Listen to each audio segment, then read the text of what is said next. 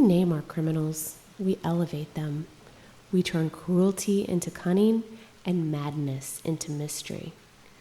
But what if the man who haunted London's East End wasn't a criminal mastermind, just a broken, brutal nobody with a knife? Not brilliant, not even careful. Someone more unstable than intelligent, more opportunity than method. This is the story of a city that made a legend, out of a man who may have simply slipped through the cracks.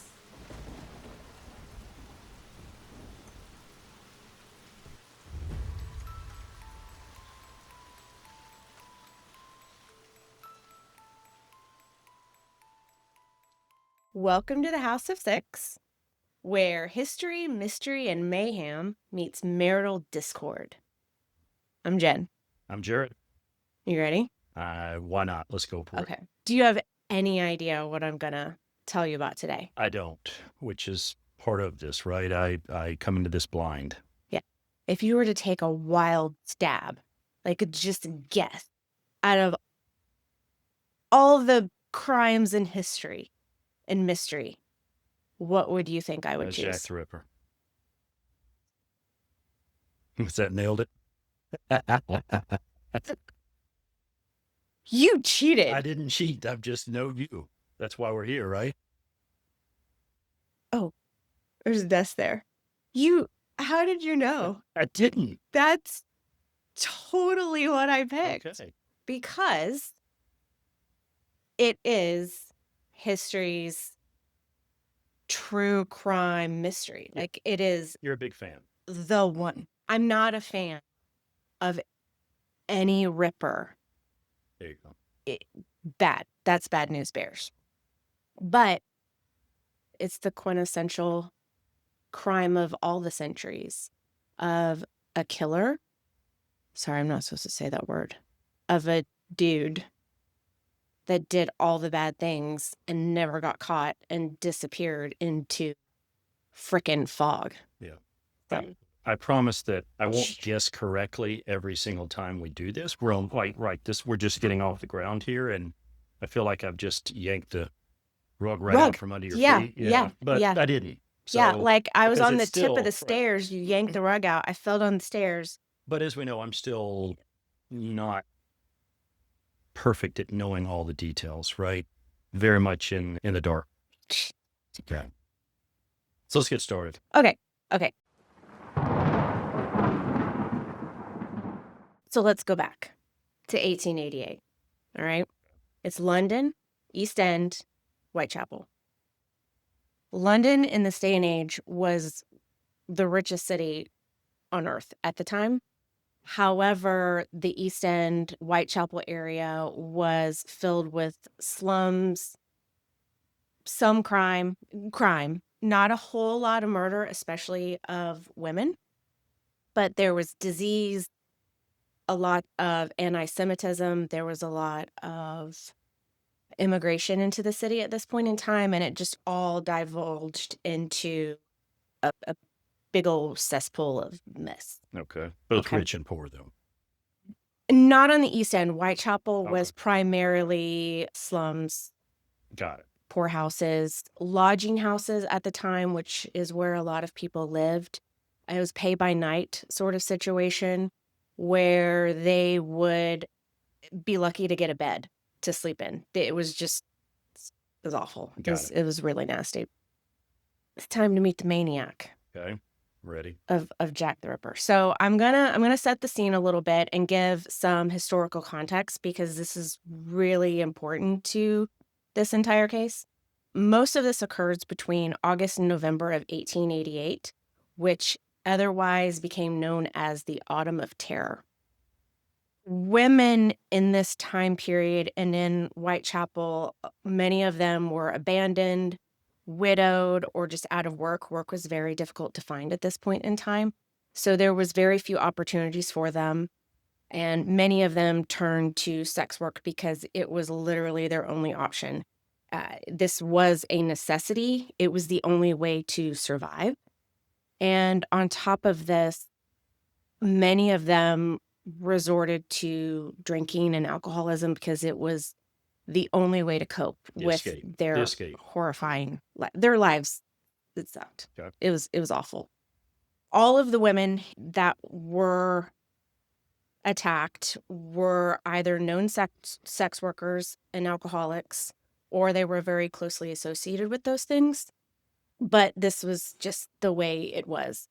The location of the Jack the Ripper murders in Whitechapel is just as important as the victims and the crimes and the media, which we'll talk about later. And it's possible that these crimes could not have happened in the way that they did in any other time period in any other place. Okay, I'm interested. Yeah. Are you? A little bit of background. There were 2 murders before we get into the ones we're going to talk about now, and there were 4 others that happened afterwards. But we're only going to cover the 5 murders that are called the Canonical Five. I don't know why it's called that, because canonical makes me think oddly of like the Pope. Okay. Didn't see that, but okay. Doesn't that sound like a popey kind of It word? does, but just, yeah. The Canonical Five are the 5 we're going to talk about today. We'll talk about the others in bonus content. The Canonical Five. We're going to start on August 31st, 1888. Marianne Nichols, also known as Polly, so we're going to call her Polly, was a 43-year-old woman, a heavy drinker, previously married, but her marriage broke apart and she was fired for stealing from her employer. She had recently been turned out from a lodging house for lack of funds. Her body was found in Buck's Row with her throat slashed twice, deep abdominal wounds, and her intestines were taken out and draped over her shoulder. I'm going to get squeamish when I talk about, I'm going to not go too far into the details because this is some icky stuff. Right. I also absolutely refuse to reference crime scene photos that show bodies because I think that's gross. I don't even like to look at them. I vaguely got forced into looking at some because they show up on documentaries. Right. But even when I reference pictures of the victims, I will not show that Noted. kind of stuff. Oh, I forgot my slideshow presentation. I made a slideshow that he can see on the on a monitor. This is Whitechapel. Gotcha. So you just Yes, look at the excellent. people. Yep. I'll reference them in the show notes. Yep. At the map. All right. So these are the women that we're talking about. Okay. All right. So, yeah. So sorry for the squeamishness, but I can't help myself. She was found with her intestines draped over her shoulder, which feels like a choice. It's a move to make make yourself stand out anyway. So originally, the police linked this murder with the 2 that had happened prior, but later examination of the case by the police at the time and experts later led them to believe that her death was the first confirmed Jack the Ripper murder due to the MO.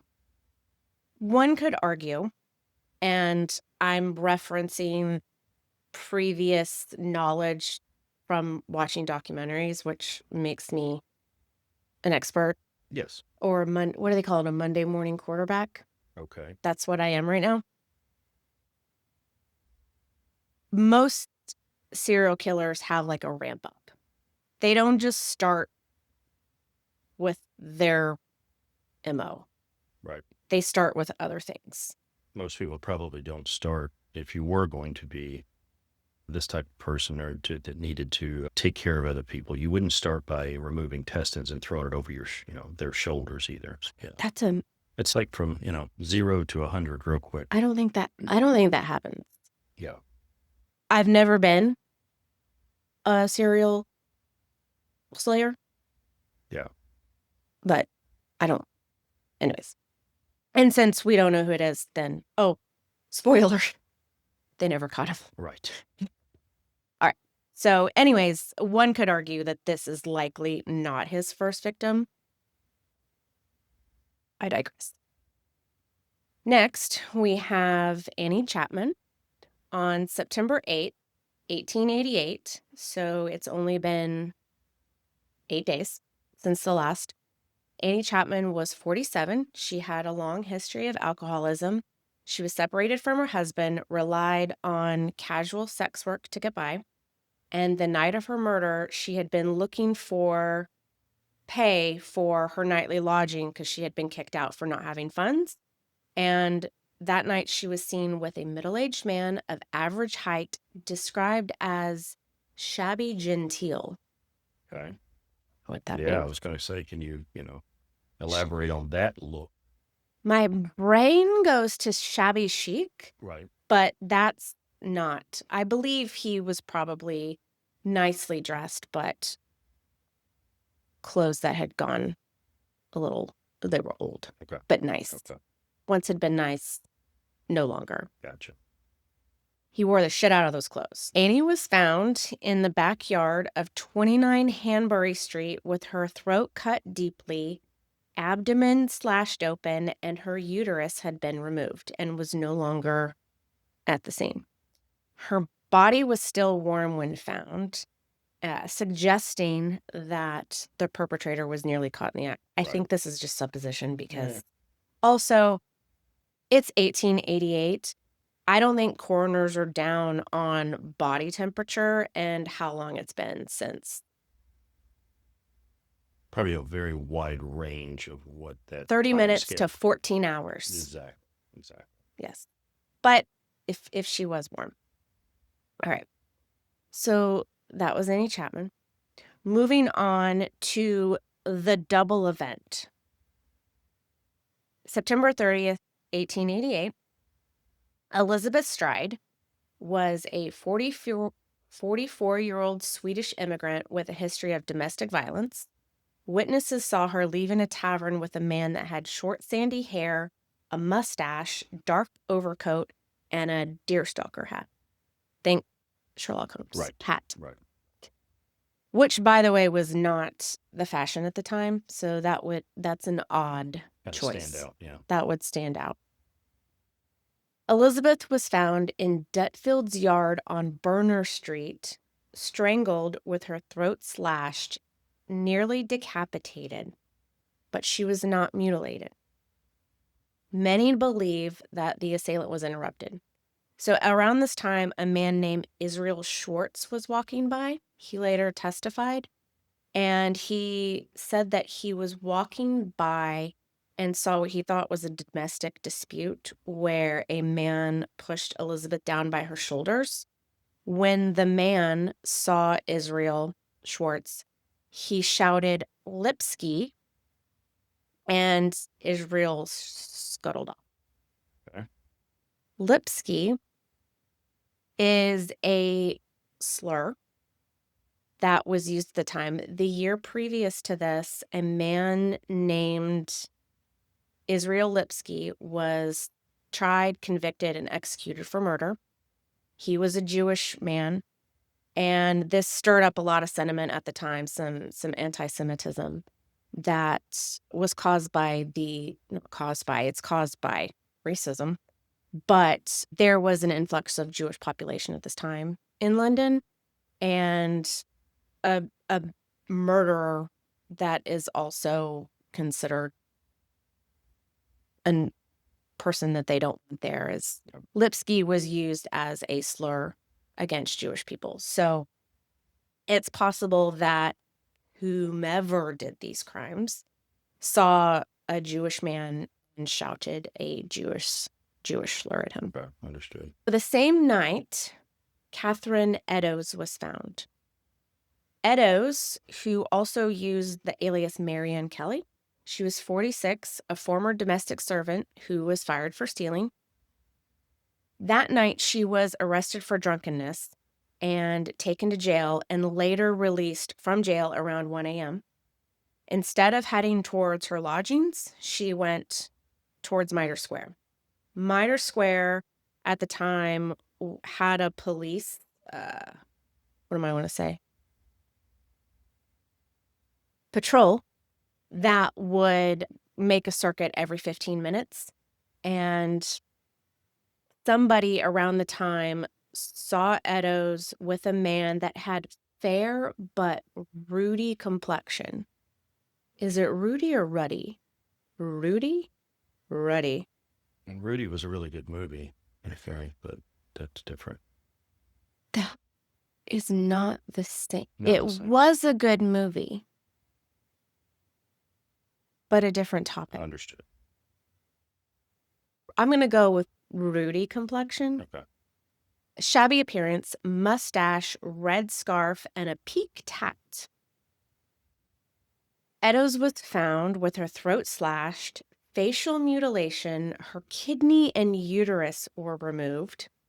This was the most graphically mutilated body seen publicly, probably ever. I mean, this maybe not ever, but in this time period.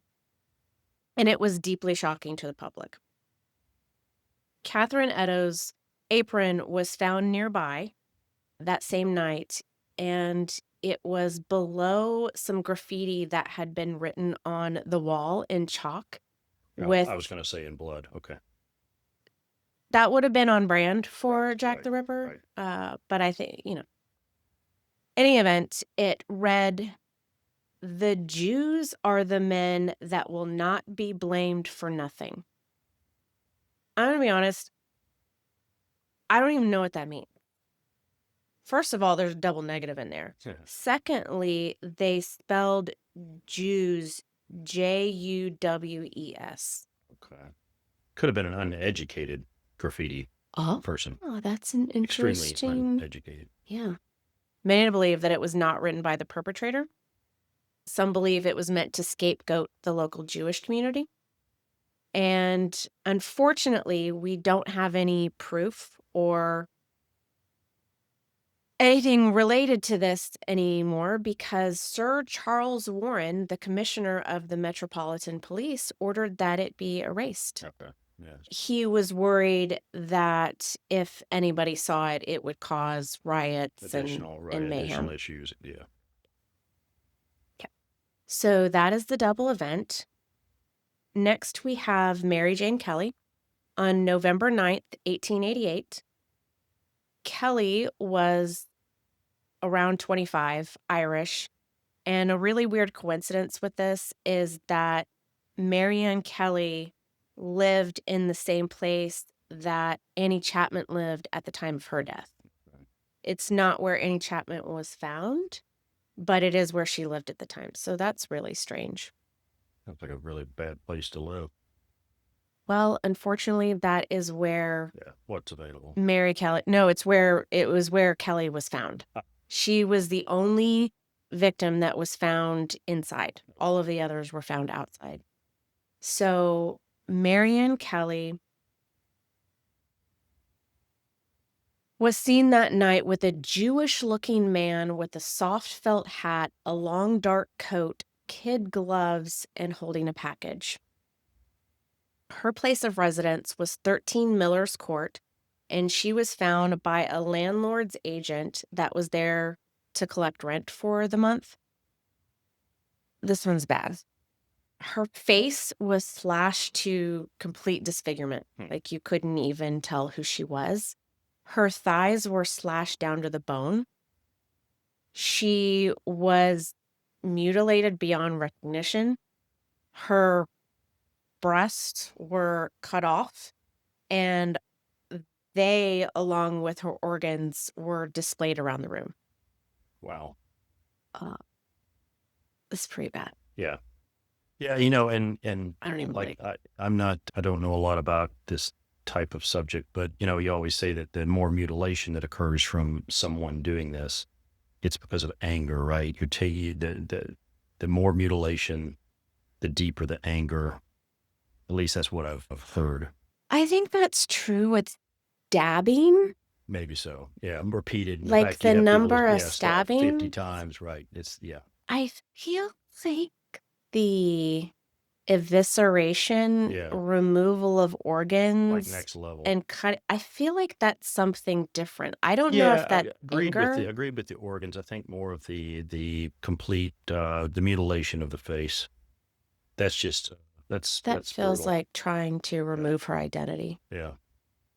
And maybe not her, like Right. her specifically, Right. but just women in general. I mean, it is quite clear to me, at least from my personal opinion, that this is anger against women. Okay. Like, this cannot be Okay. just some dude. Yeah. That's living a normal life. No, This is not it's got normal. a purpose. All right. So that's the Canonical Five. That's the victims that we're going to talk about today. We will include other victims in the bonus content.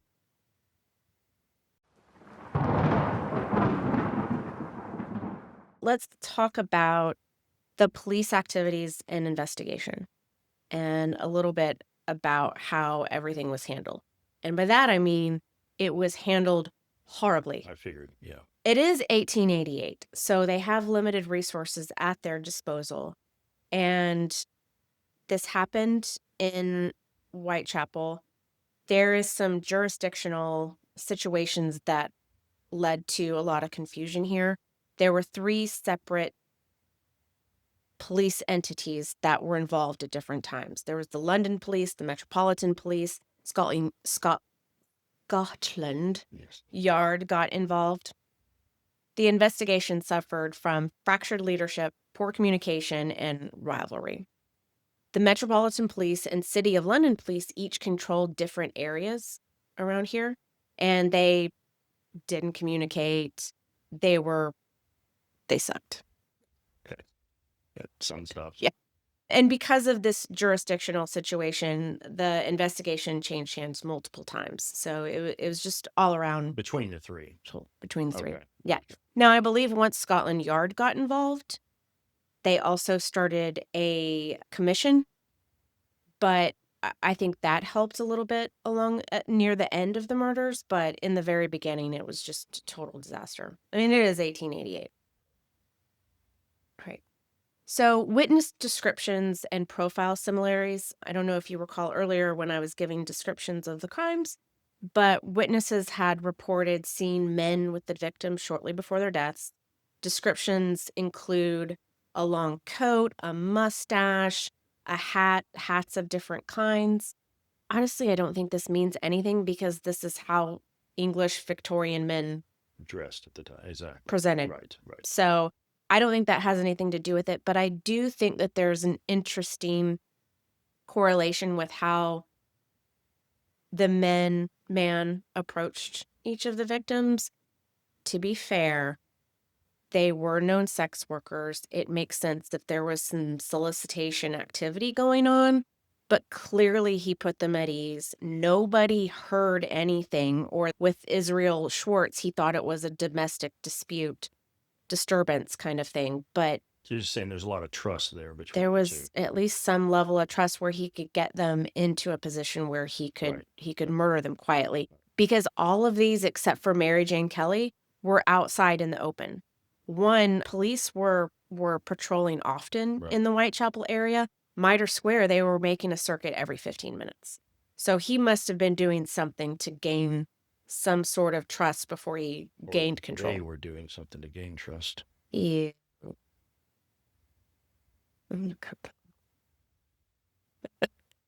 Letters to the press. During this time, over 700 letters were sent to the press or the police, or they became public knowledge. Crimes like this bring out the crazies. People were confessing to the murders right and left in letters. People do that today. It's such a weird thing. Yeah. I Some think people look for fame in the weirdest way. in the weirdest way.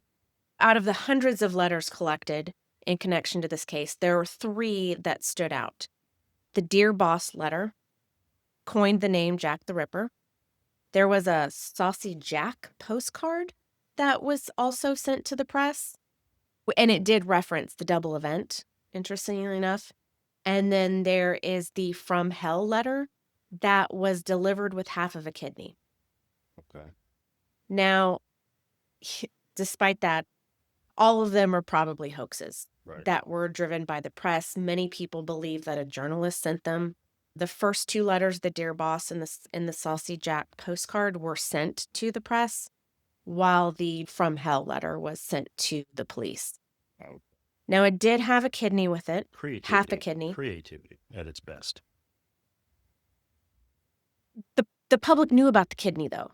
Right. So, and they couldn't determine at the time where that kidney came from.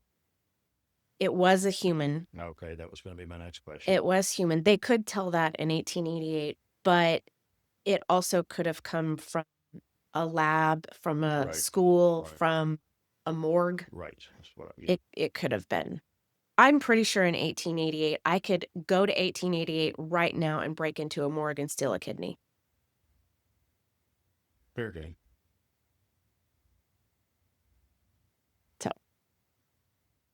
We'll talk about the letters and the bonus content because they are involved. Okay. All right. All right. So let's this is the exciting part for me. The forensics. This is where all the action is. All right. So let's talk about forensics of 1888. Do you have any idea what they had at the time? Oh gosh, that's what I was thinking about. How, like a brush and A brush? and What are they going to do with that? I don't know, but Like an archaeologist? yeah, just brushing around, In blood? Yeah, yes, and a couple of pads of paper, They did that. good old ink pen, and not much is my point. That's true. So they had visual examinations. They did have autopsies. Right, And they had eyewitness testimony. not much. Nope. Fingerprinting was introduced in 1901, Thank you, because that came to mind, but I didn't think it was Yep. there yet. nearly 2 decades away. Right, DNA testing, pretty far it's off. Yeah, pretty far it's off. way off. Yeah. Blood testing also discovered in 1901. Okay. They didn't have any of That's that. 2 big discoveries in 1901, like really rocking out the what it takes to become a good investigator. One could argue that the Jack the Ripper case spurred, not spurned, that's something different, spurred some innovation. Okay. One could argue that. In fact, the first criminal profile was in the Jack the Ripper case. We're going to talk about that a little bit later. Okay. The first formal criminal profile that was written down and documented Okay. is from the Jack the Ripper case. But no crime scene photography, even though photography existed at the time.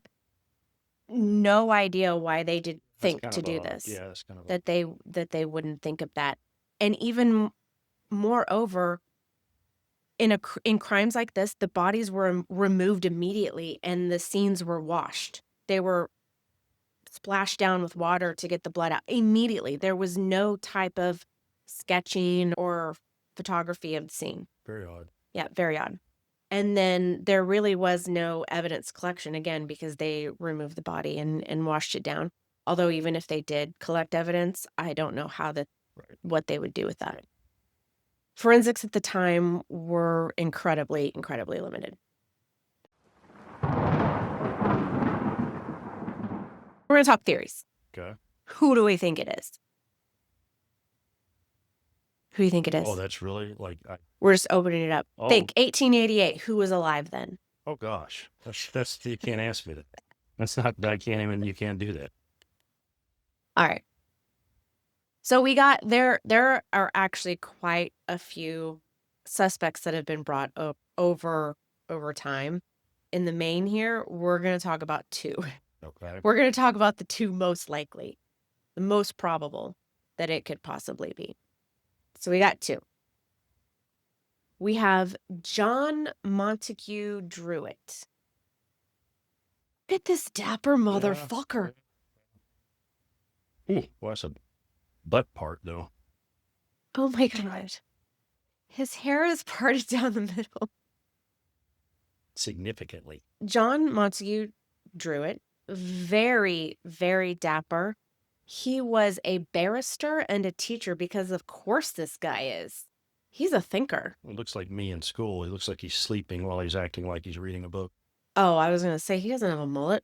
Good one. So he was from a respectable background. He died by suicide shortly after the final Canonical Five murder. Okay. So that is suspect as hell. Yeah.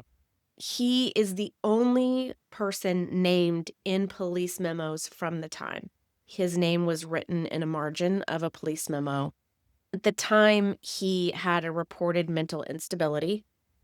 And while no direct evidence links him to the crimes, the circumstance of his death are suspect. That's some questionable stuff. Yeah, right. So that's our first guy. Now we've got Aaron Kosminski. I have 2 photos of this guy. Okay.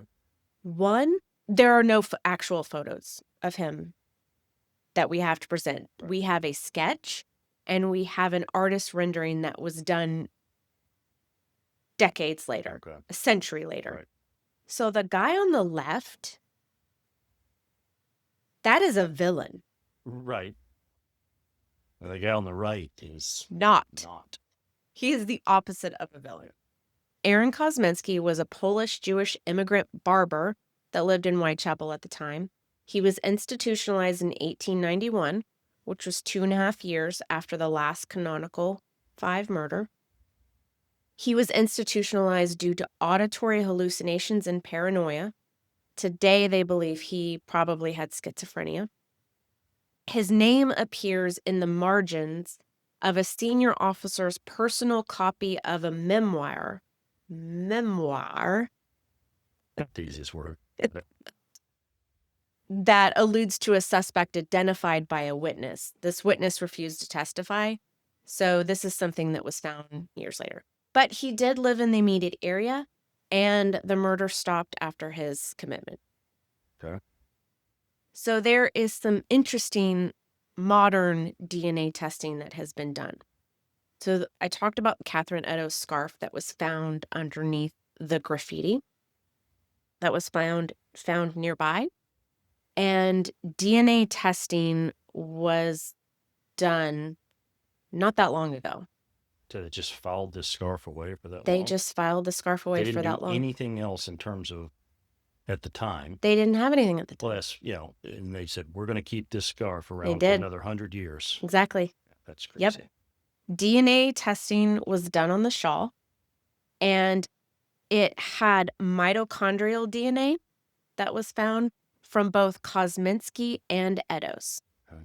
So there's some issues here. It sounds compelling. Mitochondrial DNA matching Kosminski and Eddowes. Case closed. It's not.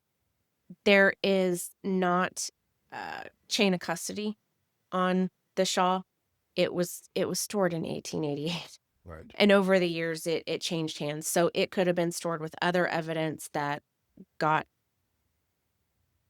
moved around. So this is questionable at best. It's interesting, but I don't know if it means anything. I'd like to talk about the cultural impact of this case. I'm going to have a soapbox moment up in here. Thanks for the warning. Yeah, you're gonna know when it starts. This is the birth of the celebrity murder. Like, this is the case. And this is probably why I wanted to cover it, because it's the first of its kind. Certainly, Jack the Ripper is not the first serial killer. There's no way. But he was the first serial killer media icon, 100%. The press covered every grisly detail.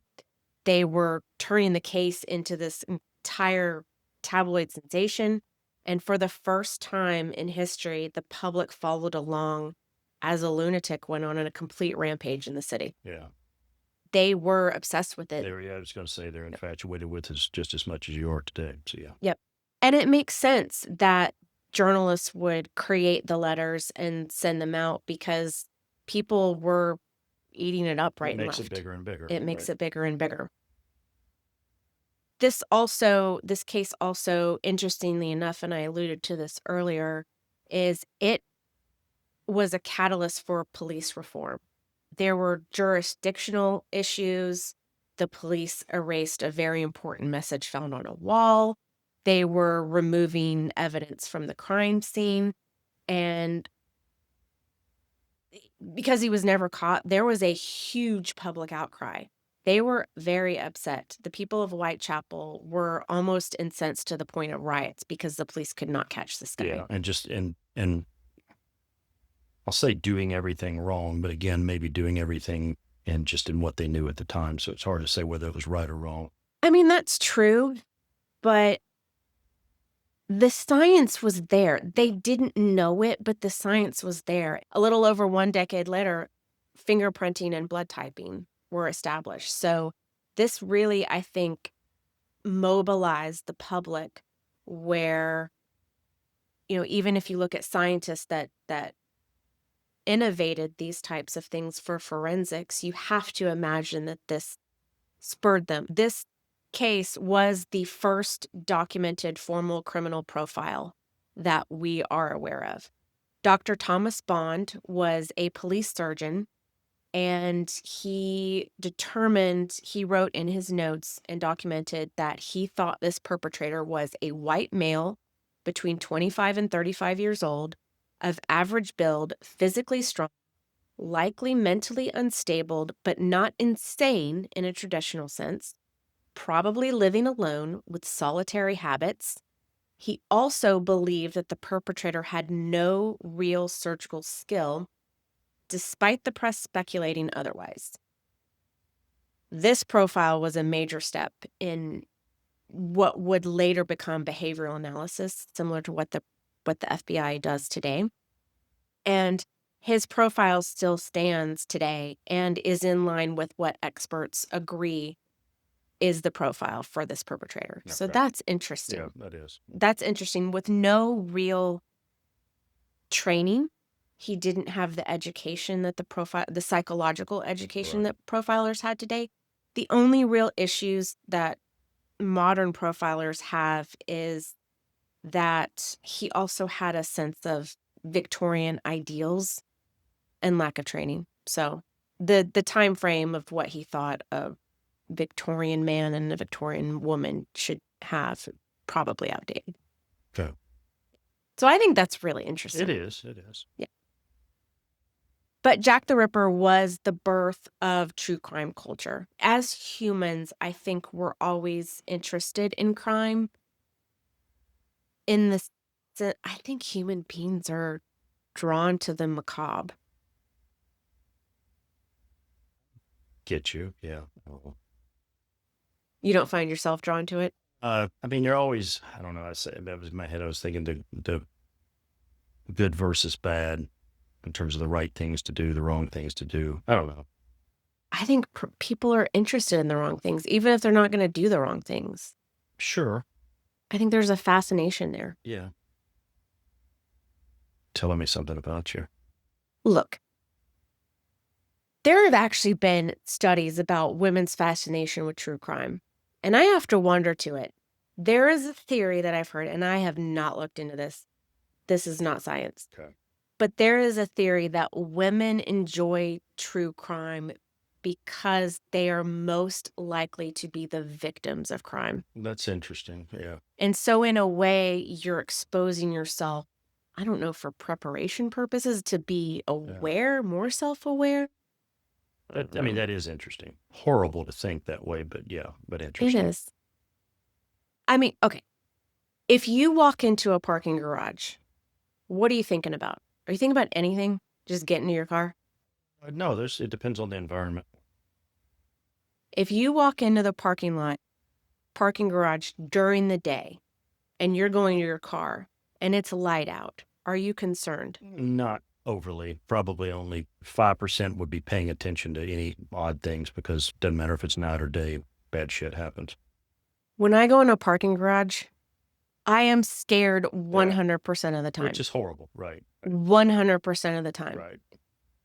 Because I even think about if I walk in between cars, is like the van gun. I will not walk between a van and a car. Right. Forget, no, because it's going to open and somebody's going to, and they're going to close it and they're going to speed off. Yep. No, they're not going to speed off. They're going to go calmly because that's how you get away with the crime. I think about that when I'm walking through a parking garage. Yeah. I think sure you're about. not alone. I mean, clearly you're not alone. Yeah. I am always scared in a parking garage. It's unfortunate, and then it's good that you're paying attention about that. Sure. Overall, it's unfortunate. Yeah. I can guarantee you every woman would say the same thing. Right. Any self-aware woman would say the same thing. This also speaks to just the enduring sense of sensationalism. For decades, more, the focus on this case has been the horrible human being that did whatever they did to these women. And it has not been the victims. And they have been labeled as just prostitutes, which I do not use that word, but historically speaking, that is the appropriate word of the time. Right. And their humanity was, I might get teary here, their humanity was totally stripped away by the media, by law enforcement, just as it's total victim blaming. If they had not been sex workers, if they had not been poor, if they had not been drinking, if they had not been out late, if they had not been women. Yeah. It would have been more about them. It would have been more about them than him. Yeah. And this society put these women in the predicaments that they were in. Yeah. They were not sex workers because they wanted to be. Right.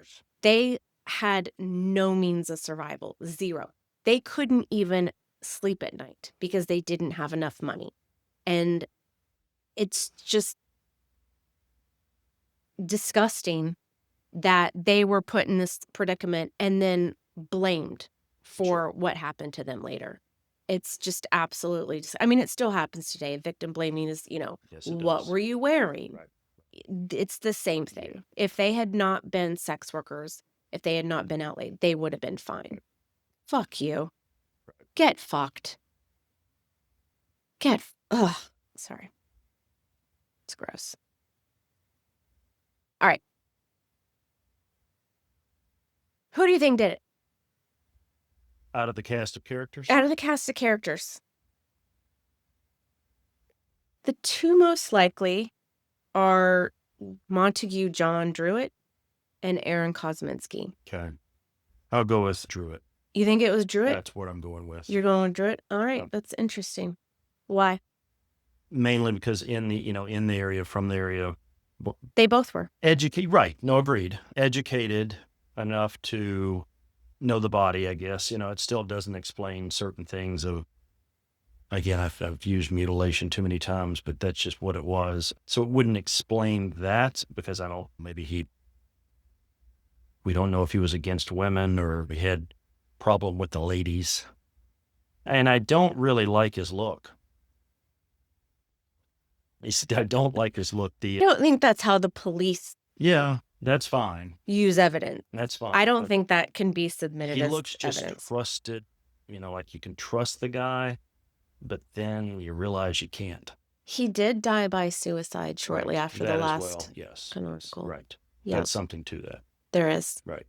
There is. Or he might have just because he couldn't live with that haircut. But it's different. Not nice. I think it was Aaron Kosminski. Okay. Yeah. He had some mental instability. I mean, so did Montague John Druitt, most certainly. I think Aaron Kosminski's mental disturbances were more significant. The murders did stop when he was institutionalized. Yeah. He was known to be angry towards women. Okay. That's important. And that guy on the left is a villain. He is. That's, again, we He's go back to this picture. The differences in those two, because the guy on the right is the most trusted dude ever. He's 12. That, yeah. And then the guy on the left is, he's a 45-year-old villain. He's a villain, right. So I'm with you. Yeah, I think it was him. Okay. He's the most, but we'll never know. Okay. We won't. Nope. Which is crazy, right? That's the whole, you say we'll never know. There's a 99% chance that you're right. But we just never know. We will never, ever. We've even done DNA testing. Yeah. And I did not base my theory based off DNA. No, understood. Because there's Right. chain of evidence is really important. Yeah. Yeah. And how it was stored, like, you have no idea. Right. You have no idea. All right. Well, there you have it. There you have it. That's Jack the Ripper. It's Jack the Ripper. Yep. We made it through the first podcast. We're working out our vibe here. Yeah. Yeah, it's a little shaky. It's a little shaky. Maybe I started it off incorrectly when I nailed the fact that we were going to talk about Jack the Ripper when I really had no idea. I just had a gut feeling because, again, I've known you for a few years now. A minute, yeah. So I know you. So, Yeah. you know. But yeah, we'll find our groove and hopefully everybody will stick with us while we find that groove. Yep. Yep. You can get more comfortable talking about murdery things. Right. Yep. All right. Well, we're going to wrap up. Did you have fun? Yeah. Yeah. I just got to get my groove going. So, yeah, understood. Yeah. Well, I enjoyed it. Thanks. All right. We'll do it again next time. All right, we'll do it. All right. Bye.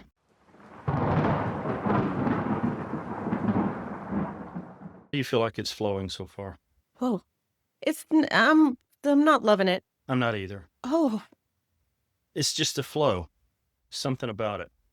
what do you want me to do? Do you want to start over? No, it's not. It's not you. I feel like I'm not saying enough. You're not saying much. But I don't, like, there's not much things I can say. So I'm thrown right now. The intestines part, you were helping. Help. Yeah. What is it? Are we not recording? We are. Yeah, look. Out of panic. What are you doing? We're doing a stop.